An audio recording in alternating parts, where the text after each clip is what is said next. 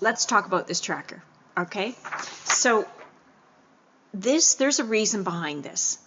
The goal of this tracker and the goal of our process is to make sure that you have more conversations, that you have a stronger familiarity with your prospects or potential customers, and also I want to give you a clear path to asking whoever it is that you're talking to or messaging or even liking on their posts.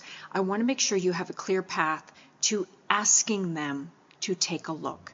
Now, with my team in my business, we always use this and we do this for prospecting. With this tracker, I want you to start with choosing one platform. That's the easiest place to start. As you start moving along, you could have 3 or 4 of these pages working depending on what platform you're on. But always work at one platform at a time. The first thing that you're going to do is you're going to decide, and this could be just random as you're going down through scrolling, or you can start in your friends, which is just what I usually recommend, is go to all your friends and you can sort them from newest or oldest, doesn't matter. And you're going to start honing in on specific people. Now, every day I want you to add 5 to 10 people to your list. So this is just a mock-up that I did. I'm not going to show you my list because it's crazy, because I do have a lot of ones that are marked through, okay, with black lines.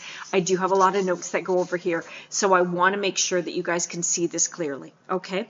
So you're going to decide who your prospect's going to be. Go through friends and choose 5 to 10 people per day, okay?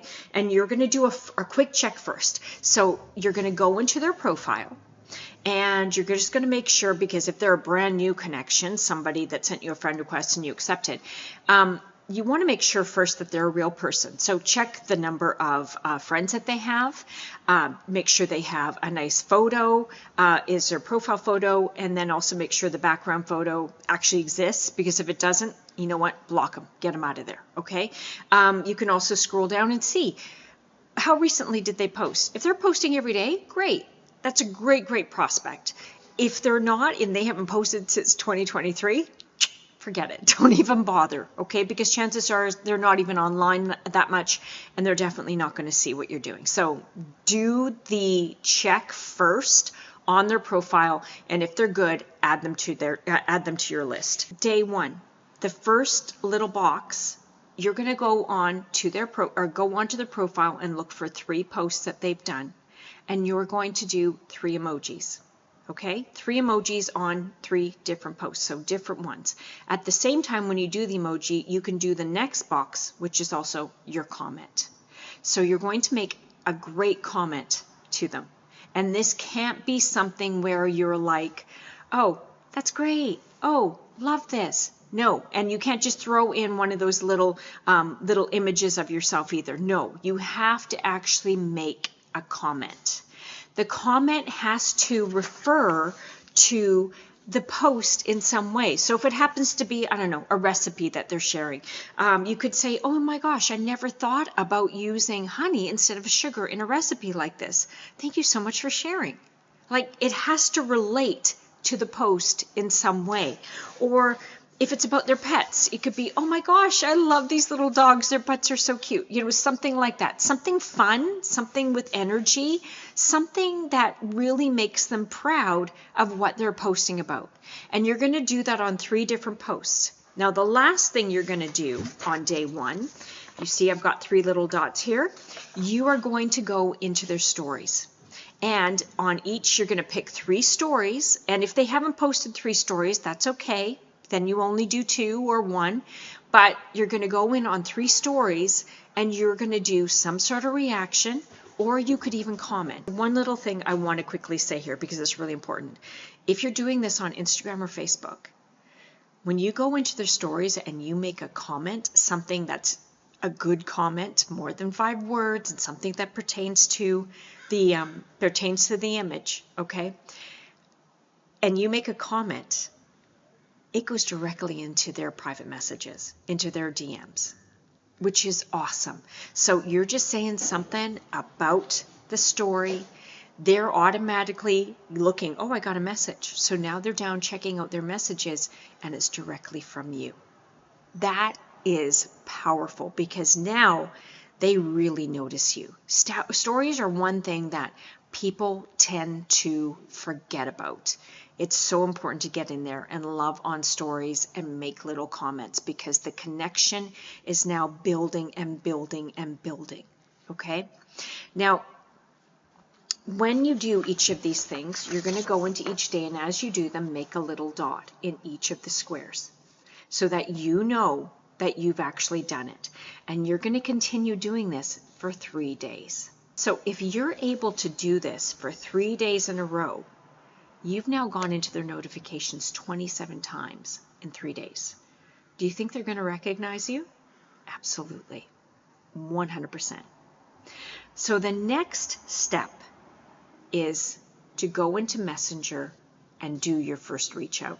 Now, this is not a pitch. You are not talking about product. You are not talking about your opportunity. None.